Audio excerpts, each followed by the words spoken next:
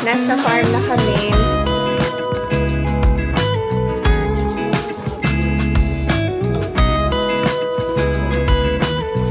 Maulan today, so hindi ako makaikot sa apple orchard to netizens. Nakikita nyo ba si Apo G? May hawak na puting timba. Ayun, ayun, ayun.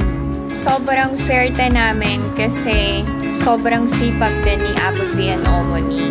Namimiss ko ang family ko sa Philippines. Maganda dito sa farm, tahimik, puro green ang paligid.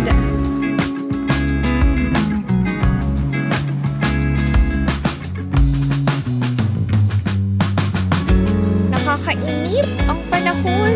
Ito yung mahirap sa farm. Walang malapit na tindahan.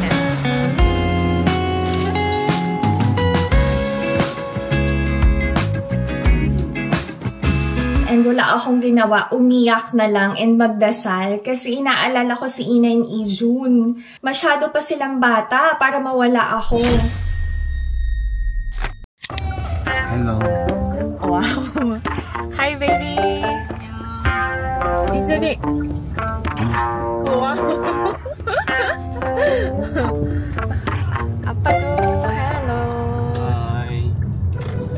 Bahay kita. Wow! Yoshi yan eh.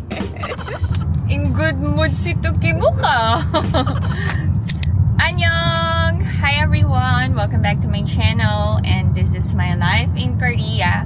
Papunta kami ngayon sa farm to celebrate Korean Thanksgiving or yung tinatawag na Chuseok. Samahan nyo kami. Diyan lang kayo.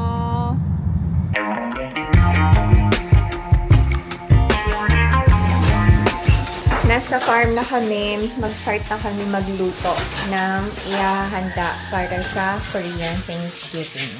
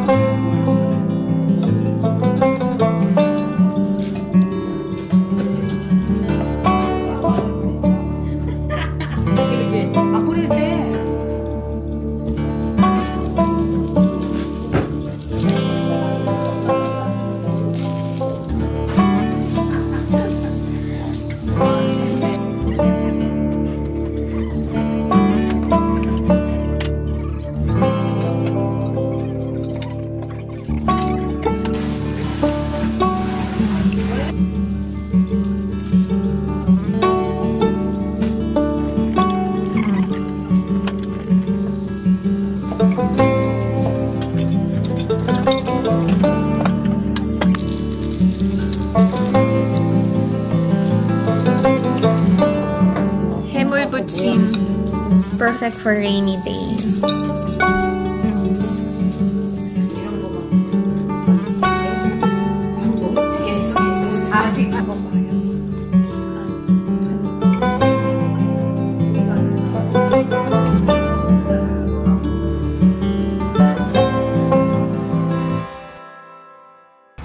Maulan today, so hindi ako makaikot sa apple orchard to netizens.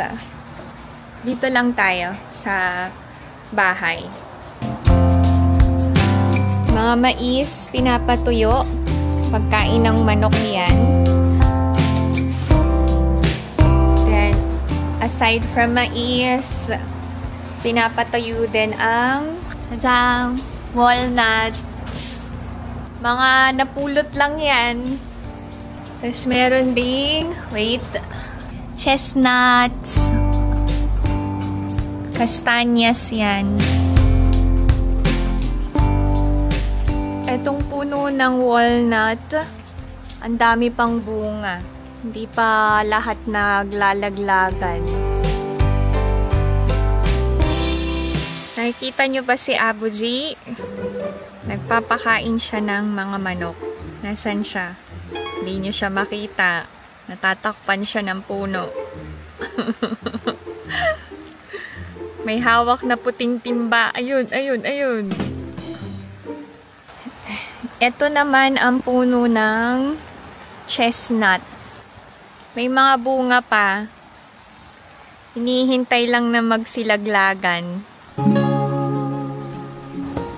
Sobrang swerte namin kasi sobrang sipag din ni Abu Z and Omoni. So lahat ng blessing na meron from the farm, natatanggap din namin. Akyat tayo sa rooftop to, netizens. Pag ganitong Korean holiday, now homesick ako.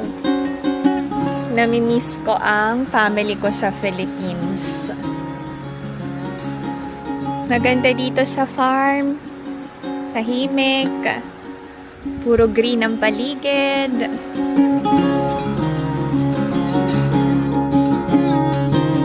Ang ganda ng bundok na nasa harap ko. Share ko sa inyo.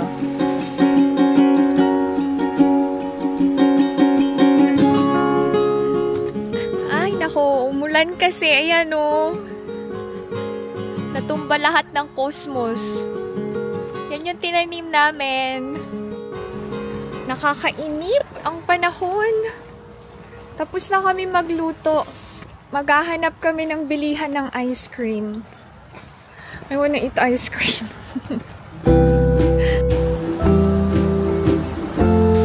Ito yung mahirap sa farm.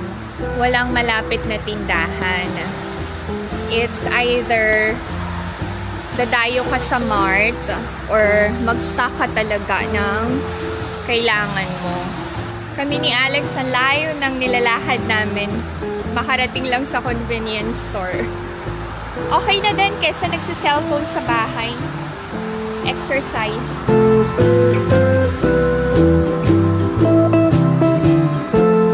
7-Eleven.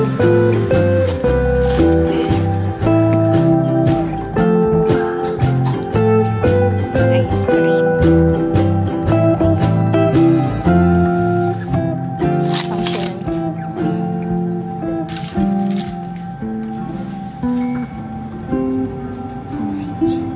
Magbaya ko ng chocolate.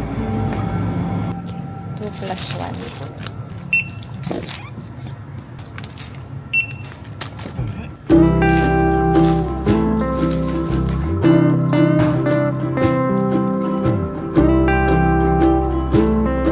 Nakakain na ng ice cream. Uwi na kami.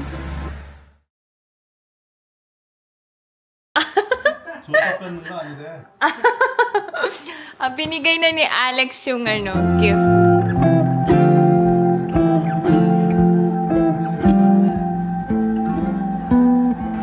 Naiinip na ang tuki mo. Very antique ang aparador dito sa farm. Anyway, i-share ko sa inyo ang aming Korean Thanksgiving celebration tomorrow. Diyan lang kayo. Bye.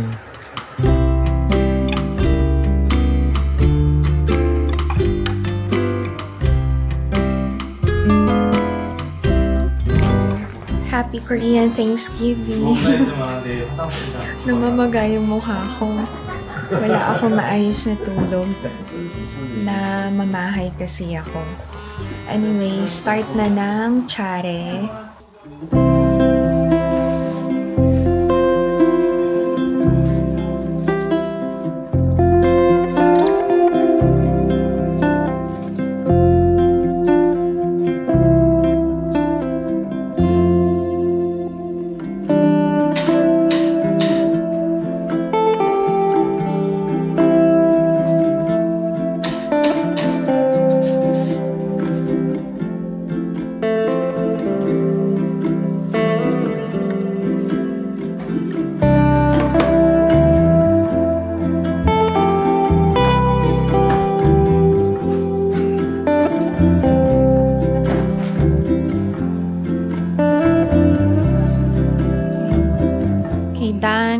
Kakain na kami. Yung mga hinanda namin, yun din yung kakainin namin. Pagsasalo-saluhan ng family. Sinisipon si Ijun. Malamig kasi dito sa farm. Tapos nag-fan pa sila ni Alex.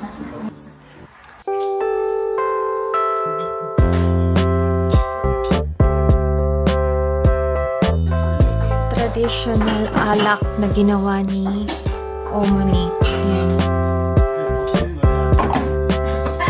Ako ang nakatoka sa paghuhugas ng namin. Mas madami ito ngayon.